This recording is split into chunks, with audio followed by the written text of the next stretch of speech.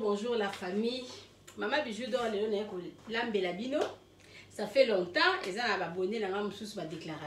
Maman Bijou, pourquoi on a ça sous la recette té? La bombe bino recette nanga ya pomme de terre na courgette. Na rotia yango tomate, na rotia ba fromage. Donc on a ina la kisabino. Ndeni na robanda ko la recette nanga. Na robanda kola kisabino ndeni préparation ya recette nanga kozala. Si na suka kokendete zala wana otala mama Bijou do ndenge robanda ko sala kolongola pomme de terre na yeba poso ti ndenge mama Bijou do obimisa biloko na ye na four parce que recette na biso ya lelo ezali courgette na pomme de terre to kotisa ngo na four e bandeli to kotokisa ngo na peu to kotisa ngo na four kokendete zala wana ti na suka mama Bijou do alobi ni partager vidéo oyo tia commentaire na yo tia j'aime na yo pour na esa la mama Bijou dort bien. Merci beaucoup na m'abonner na ngande bo pesanga confiance ndé bo continuer toujours ko s'abonner naza ko inviter on de kota msota na nga tinda lelo ozo courage à ko s'abonner la Bidor TV s'abonner la Bidor TV partager vidéo na nga ba commentaire na bino ba j'aime na bino yango mama Bijou dort azana ngo pose mama Bijou dort à lobini toza na maison de passage na biso na matonge na Iribu so liyo ke na vacances na Congo. Donc, n'hésitez pas à contacter Maman Bijou dans le numéro dans le kobima na suka. Benganga, c'est la réservation à place na yo. Pour na okende passer séjour na ya malamu na Congo, okozala jamais d'ici. Maman Bijou do alobi le sousuni na suka to tia ba publicité à maison de passage na biso. Yango wana kokende te zala na ti vidéo na biso ekosi la sikoyo. Maman Bijou do naza prête on la kisabino. Biloko nini Maman Bijou do a préparé pour la journée à lelo go. Na ko la kisabino biloko ya recette na biso ya lelo toko salela courgette wana moko ya munene toko salela 3 tomates na biso toko salela pomme de terre mama Bijou na yebite so na kozwa combien de pommes de terre à partir déjà à 10 ça dépend na ko sala même 15 pommes de terre donc na kozwa pomme de terre nanga na kolongola yango poso na kozwa courgette na ngai na kokata kata yango na kotokisa yango esika moko na pomme de terre na maya pamba na mungwa et puis nazolongo la pomme de terre nanga siko ba poso na kolongo la pomme de terre nanga ba poso pona vidéo ekende mulai te na kolongo la courgette nanga ba poso na kotia yango na nzungu na kotia mai na mungwa muke et puis na koya kolakisa bino ndenge ni courgette nanga ekovanda na katikati ya mai avant na sala recette nanga parce que recette nanga ezali ya four. Merci. Oui, nazolongo la pomme de terre na ba poso. Pomme de terre yango yo. Oui, ça 5e pomme de terre. Nazolongo la pomme de terre ba poso.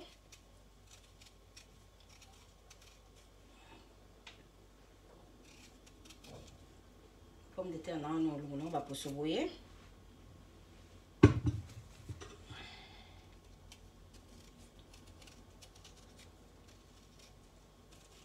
Eza pona bato ayebi bakoki ko comprendre te mama Bijou le longo la pomme de terre ba posonde eni ba longo la pomme de terre ba posonde eni c'est ça hein alinga ina la kisate mais il mususu le bitete kaka na la kisa parce que mto yiko tout na yo mama Bijou longo la pomme de terre ba posonde nini c'est ça ndeni na longo la pomme de terre na ba poso na ko compter nombre ya ba pomme de terre oyo na olamba et puis nous voyons bisabino ce pomme de terre il combien combien de pommes de terre comme la 6e pomme de terre 6e pomme de terre et la 7e pour la vidéo qui est moulaïté n'engagez la laxamino quand il y a la pomme de terre dans la poso parce que pomme de terre na ko chauffe na ko tokisa ye sika mona courgette na otela ngaka mungwa ya pamba sikoyo na kata na pomme de terre na ko yebisa bino soki na kosala combien de pommes de terre na lingi na longola na ba poso ya courgette nanga na sombi courgette ya munene makasi so ipo sombi ya mike boye ko somba ta 2 mais angeza vraiment munene courgette ya mama Bijou yango yo nazo longola na ngango ba poso yango pe na longola ye ba poso boye alongola courgette na ba poso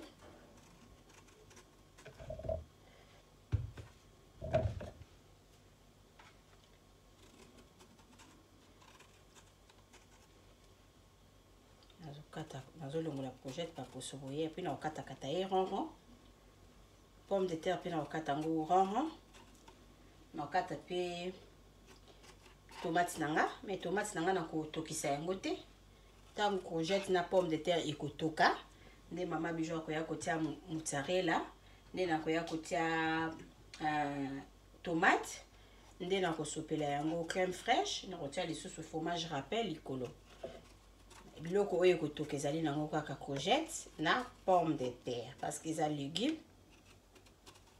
so pomme de terre ebeli bien te namona biloko ebongaka te so pe courgette ebeli bien te biloko nanga ekobonga te donc nazokata boye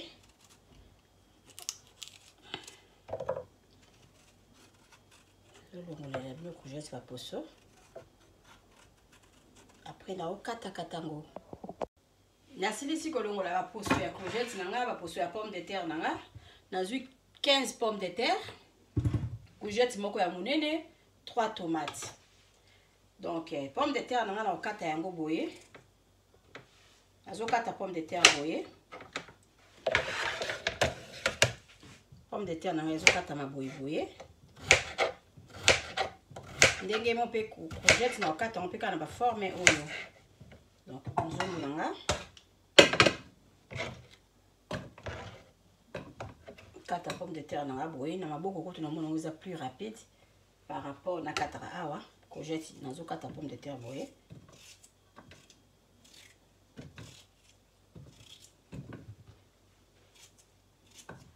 kata ye boye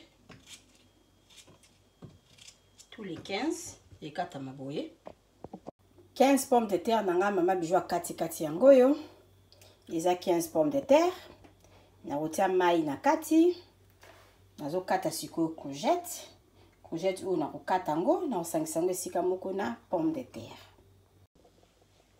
ya mama Bijou yango na tia ngo na moto sikoyo nazofungola moto nanga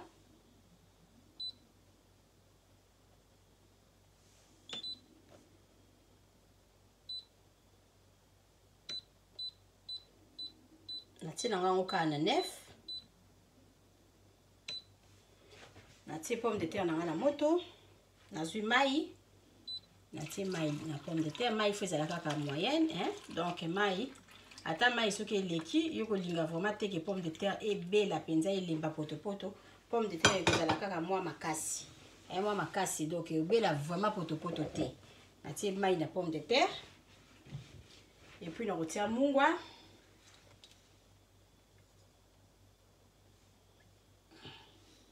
natie mungwa nanga awa soki blessing azalaki siko aza na classe ekomi pasi mpo nasala recette ya air aboye bana bakolia na bana parce que air baza na classe babimaka ti 16h mais blessing aya kolamba eza te mpo bato mingi basengaki babi bamona blessing alamba kala blessing aza na classe blessing moto aya kolia oyo moye tozela blessing na Brian ezali te tozolamba bana baza te bon na kotia épice oyo mama Bijou aloba nayebisaka bino mwasi okokokanga na baépice te na kotia épice oyo moko oyo eza ya ngombe oyo eza ya soso po esalaka ya kitoko nazwi ya ngombe nazwi ya soso moko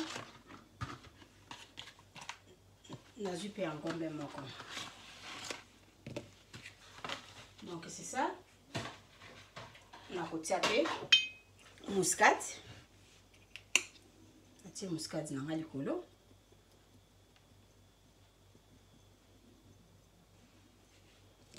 baépice nanga nazosalela nasaleli nanga kaka baépice oyo baépice oyo ezalaka na mwa mungwa moke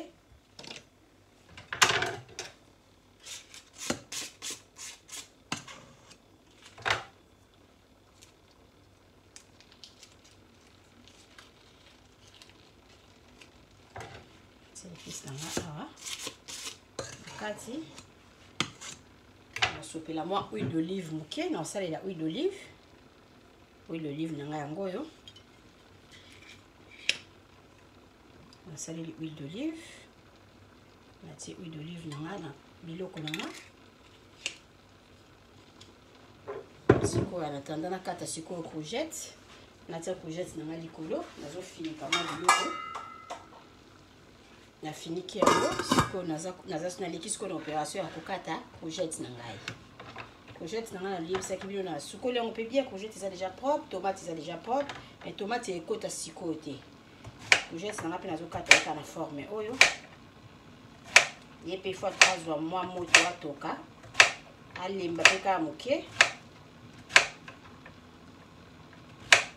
Mama Bijou le vidéo partage à la vidéo partage na yo de Mama Bijou do aza nango besoin partager vidéo à Mama Bijou et tala ma ko pesa Mama Bijou do en tout et pesa Mama Bijou do de sous force ya ya osala bosusu so ba vidéo ezo tala maté donc il lembisa makasi botala baboni na biso baza moke pour s'abonner na Bidor TV s'abonner massivement benga ndeko mosusu tindela vidéo le ba s'abonner na chaîne à Mama Bijou Mama Bijou a besoin de soutien à biso pour s'abonner na Bidor TV pour partager la vidéo ba commentaire na bino Mama Blandine na biso mo sa papa Joujou na arène merci na ba commentaire na yo merci papa Joujou na ba soutien na yo merci maman na biso Mama Louise mo sa papa Ndoya na colonne merci na ba soutien na yo merci Mama Rita mo sa papa Désir na Suisse merci na ba soutien na yo merci beaucoup na mutu surtout à soutenir Mama Bijou merci na Bijou la blanche ma copine à partir mélange à courgette na pomme de terre bomoni biloko to ekoti na kati na tie huile d'olive na tie ba épices bomoni na tie pe mwa mungwa na tie mai siko Mama Bijou do na kangi mufiniku na zozela biloko na ngai etoka ekotoka penza makasi te soki ebeli na ozongela bino kolakisa bino biloko nini nazo sala siko nazo sala opération kata tomate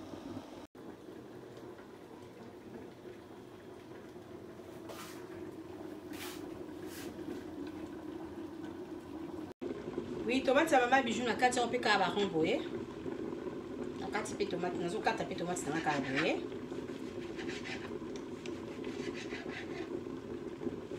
tomate ko na yo tiango soki pomme de terre nanga na courgette nanga etoki nde na ya kotiela bio sikoyo tomate ya Mama Bijou yango yo ezaki 3 tomates bomonaki sikoyo to ekokata mozzarella nazwi ya munene na Lidl oyo ezaka XXL wana ya munene soki peza ya moke oye kosomba mibale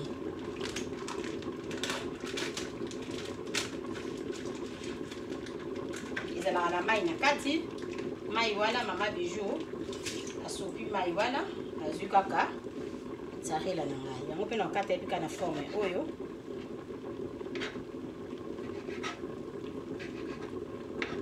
recette na biso vraiment eza makasi te eza vraiment facile mama nyonso to akoki na ye kolamba yango donc eza na oka ba légumes ekoti na fromage comme pour kokosala bana ta steak pembeni kokosala mapapu kokosala nyonso tu bana bakolia na bango bien parce que eza ba légumes kokosala mwa musuni pembeni bana mususu pe bakoma na bango balimba misuni bana mususu boye pe kaka balie na bango ya pamba donc eza nango mabe te c'est bon déjà na kati yango na baforme oyo oyo sikoyo tozozela kaka étape ya pomme de terre na biso atoka na courgette comme ça Mama Bijou azogela bino na yo lakisa bino ndeni na kolamba na osalela crème fraîche na osalela fromage râpin biloko etikali kaka na bakisa yango et puis à tout à l'heure oui biloko na ngai ebeli elembi kaka nde nayebisaki bino ebela potopoto te Mama Bijou lokola na moni etikali na mwa soupe ebele boye tellement il fallait crème fraîche oyo natia mwa mai na kati awa menga na kotia mai te kaka sauce oyo etikali awa na biloko na nga oyo nde yango wana nazolongola yango nazotia yango na bol oyo epuis na kobeta fromage râpé na nga na katikati ya sauce oyo parce que eza ba épice eza na mafuta huile eza na olive totiaki en tout cas na monoko penza goût nango eza kitoko makasi donc sauce nanga oyo nazo récupérer yango nazo tiango na bol nde na kosalela crème fraîche donc c'est ça na moi bopo na mama olamba il faut za motema nazawa moto eleki makasi donc nazozwa sauce nanga nazo tia awa pomme de terre nanga yango wana kade na lobaki sauce nanga yango oyo hein sauce yango yo soki po kawisi soupe nyonso tout problème ezate okoki ka kozwa mai otie mais nga na kawisi soupe na ngate soupe na nga yango yo eza vraiment kitoko makasi sauce ya mama bijou yango yo nazwi crème fraîche na nga nazwa crème fraîche na nga na otie awa parce que ye wana peka mtu na kosupa ye likolo ya pomme de terre na courgette crème fraîche ya mama bijou yango yo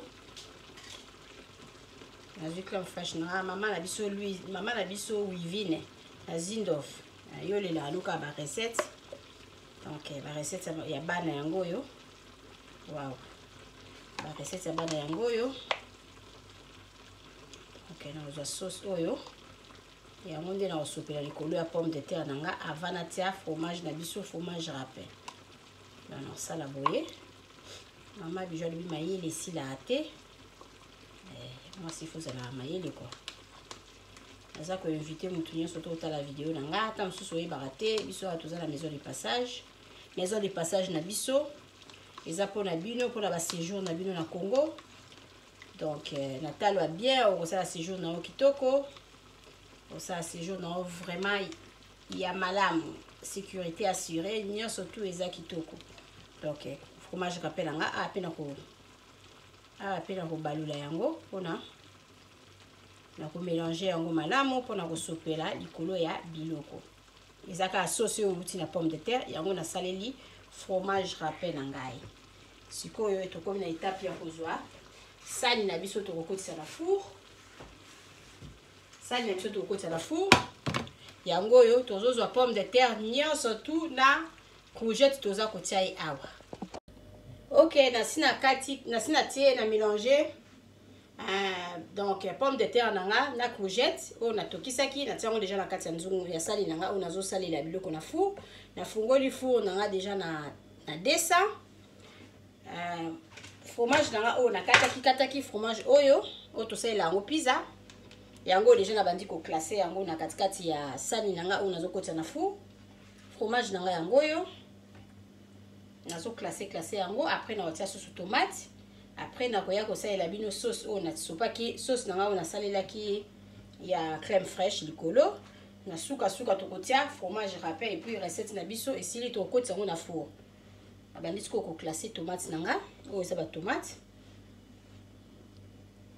en tout cas biloko eza kitoko makasi ba mama bosalela bana bosalela ba papa neti na moi makasi boye tozolamba lisusu mingi te neti ngande nazoliebisa bino nga ndeko na bino nazolamba muke na melimai nalambi na melimai parce que c'est chaud hein donc c'est ça pour s'abonner massivement na Bilor TV pour na koyekola ba recette pour na koyekola makambo ebele pour na koyoka masolo donc c'est ça biloko mama bijou na posa caméra na nga pembeni na lakisa bino ndenge nini esali décor kitoko. Donc c'est ça, wana four na ngeza déjà ya kopelisa. Donc c'est quoi to sala nini eloko tozo sala ezali kozwa crème fraîche na biso to sala ki mélanger na sauce na biso oto lambela ki pomme de terre. Donc na crème fraîche na ngana tie. Tikolo ba crème fraîche ezala midel mi balé. Mosusu ezalaka sa ba biloko oya ba biloko oya bambuma na kati mosusu ezalaka pembe ya pamba nyonso to okoki dango kosalela eza nango problème te. Donc mélanger sauce nanga et mélanger même malamu na crème fraîche nanga sopi nango likolo bozomona ndenge eza elengi. Donc biloko de kitoko makasi. Donc c'est ça.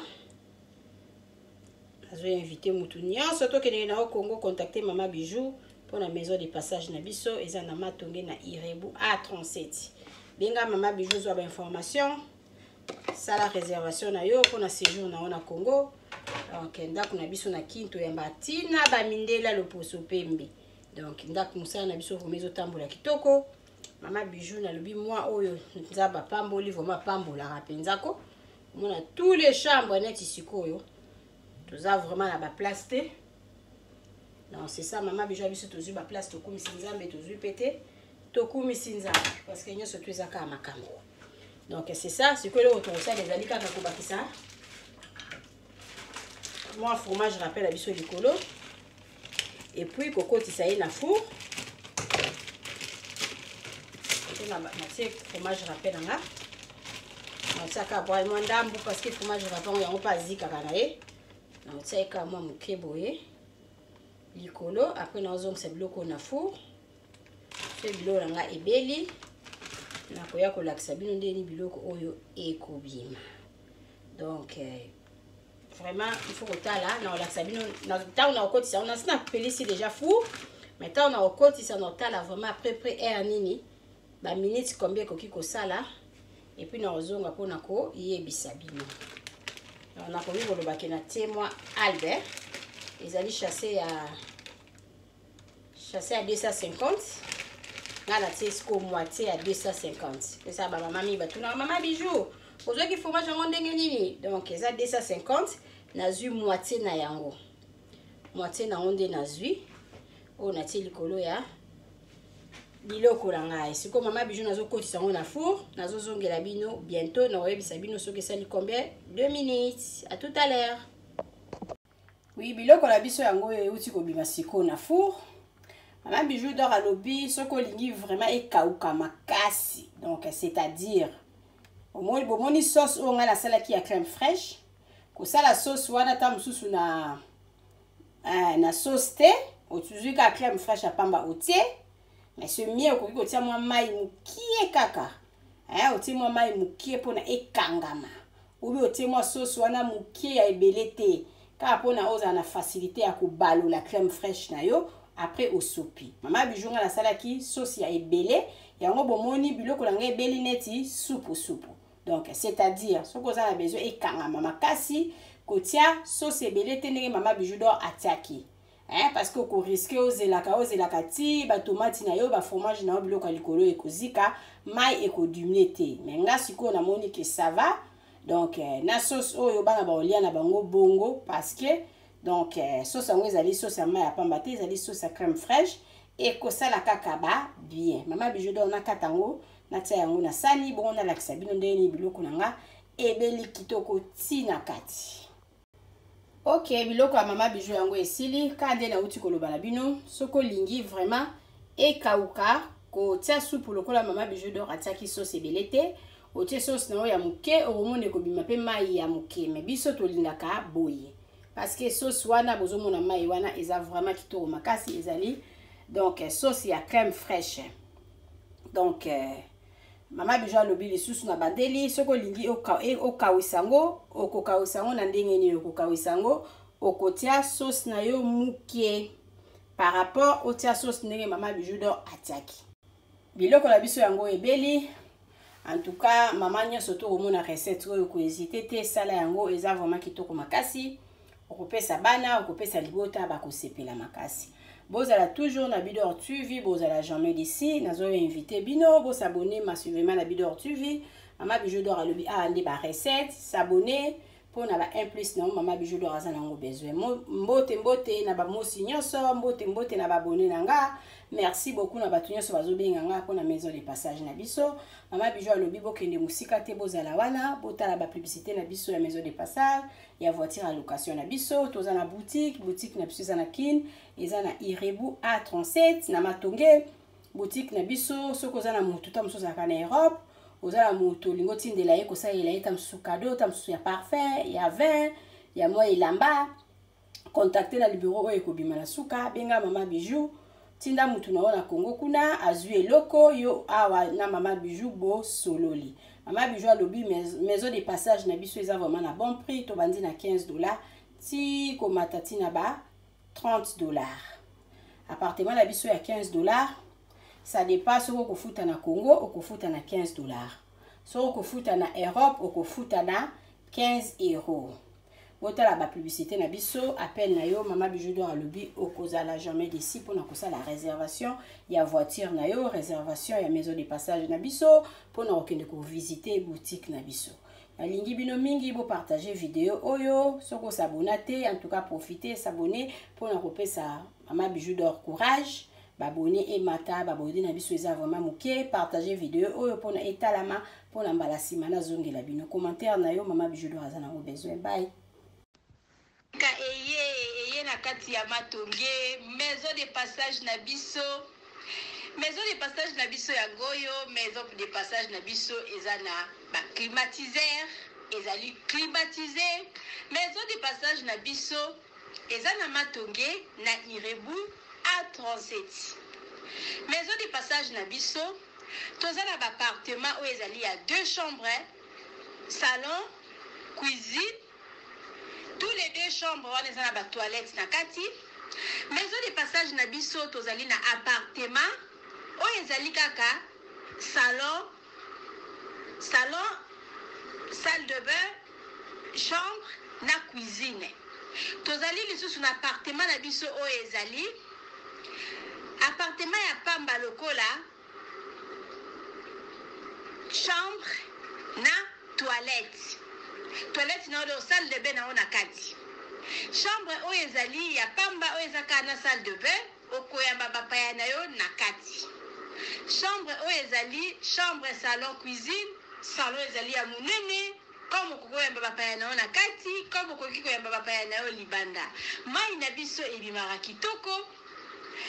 Courant na biso toza na balune ebele. Toza na groupe na biso soki courant ekeyi totie essence na kati ya groupe. Ndako na biso ezali sécurité, eza la sécurité ya makasi. Maison de passage na biso na matonge toza kobengisa bino. Mwana nyonso tu ya poto. Benga numéro oyo ozomona. Réserver place na yo pona ozwa place na yo ya kolala. Na kati ya maison de passage na biso tozali na boutique. Boutique où bazoteka ba du verre, bazoteka nyonso tu na kati ya boutique wana. Tozali lisusu na nini voiture autotie na disposition na bino batu bozoya na kati ya maison de passage na biso auto bengi yango Bidor. Contactez Bijou d'Or TV. Contactez numéro oyo moni, réservez place na yo. Ozwa place na yo avant parce que ba place na biso mingi eza kozala toujours occupé. Benga avant zwa place na yo okozala jamais déçu. Merci.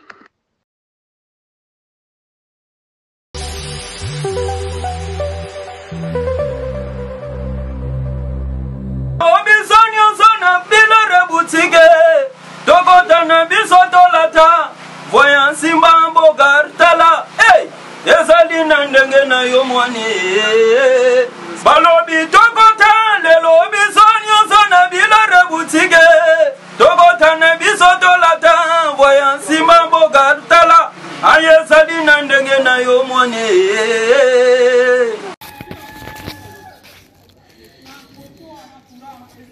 Salut, j'espère que vous allez bien. En fait, c'est plus pour les diasporas. C'est donc qui veulent passer leur séjour ici à Kinshasa. Alors pour tous vos déplacements, il y a une voiture à louer qui est là, marque Hyundai. La voiture elle est confortable, donc climatisée et tout. Donc la voiture répond vraiment aux normes. Alors pour tout contact, veuillez contacter Bidor TV au numéro qui suit, plus 49 17 85 52 23 11. Donc je réponds pour une meilleure compréhension. Plus 49 17 85 52 23 11. Donc la voiture elle est là, marque Hyundai. Donc voilà. Donc ici nous sommes à Kinshasa. Donc pour tous les diasporas, pendant tous vos séjours à Kinshasa, voilà la voiture elle est là pour vos déplacements et tout. Donc partout où vous voulez y aller, la voiture elle est là. Donc vraiment, veuillez contacter Bidor TV et vous ne serez pas déçus. Merci et bye. Oui, Botali, vidéo na biso, il y a publicité, voiture na biso eza na Congo, mutolingo kende na yo Congo, contactez Bidor TV na voiture oyo tu komona okozala jamais déçu parce que Maman Bijou d'Or alobi eza po na biso ba diaspora. Maman Bijou d'Or naza na besoin ya ba partenaire. Yo partenaire place aux alliés, contactez Maman Bijou d'Or. Maman Bijou d'Or a besoin d'un micro, Maman Bijou d'Or a besoin d'un ordinateur. Vous sepez la na musala nanga soko lingi au soutenir Maman Bijou d'Or na musala na ye numéro nanga ezawana. Merci. Bakimba. Occasion, je vous la champagne là. Occasion à notre tombola. bandaki yango le 7 juillet lelo le 10 tozosukisa bato nyonso mpe bomoni ya baye kozwa bakado na bango yango mama Bijou ozokola champagne.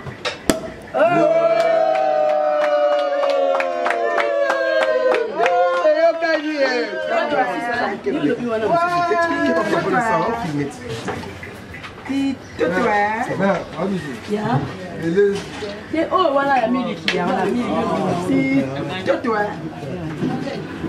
ya boeza wakana bidore la bidore c'est bien vous voulez la moi ya boeza zua ngamo pela mela mamuke mela mamuke ça bien. Ouais, babi bana poto bien somo yango ndete bisaki bino ya tombola. Toza pena awa na yemo au grand pote même Mama Bidor atuka ambiance ezoleka kitoko ne lengi. En tout cas bana poto très à l'aise nous moni ba fongoli champagne pa mama. Tombola ya boye ezalate. Tombola ya boye na lobi ezalate kaka awa. Ni pareil chez Mama Bijou Bidor. Toujours na Inter. Toza toujours na matonge awana komi ya Kalamu. Toza wana Irebu A37 bus. Abi ane makambo abi ezalaka nega to ebisa bino guys atoka so qu'il faut vendre. Faut vendre oza très à l'aise. Abi Didi Mole la canadienne ozala. Toza na ba gilette la cadette awa. Toza na ba belo veut dire que eza oinda. À référence. J'étais allé. J'étais tout ça qui comme voilà, il y a pas pour la paix. Moi, on a bien.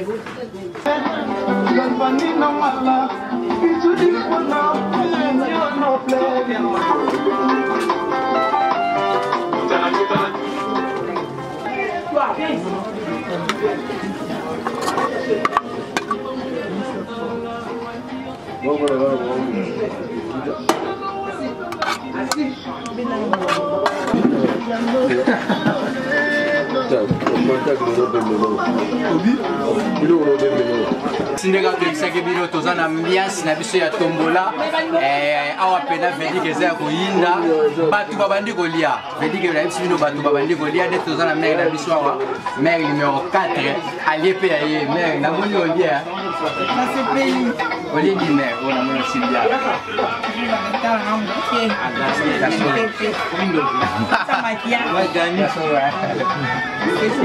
merci bena vanini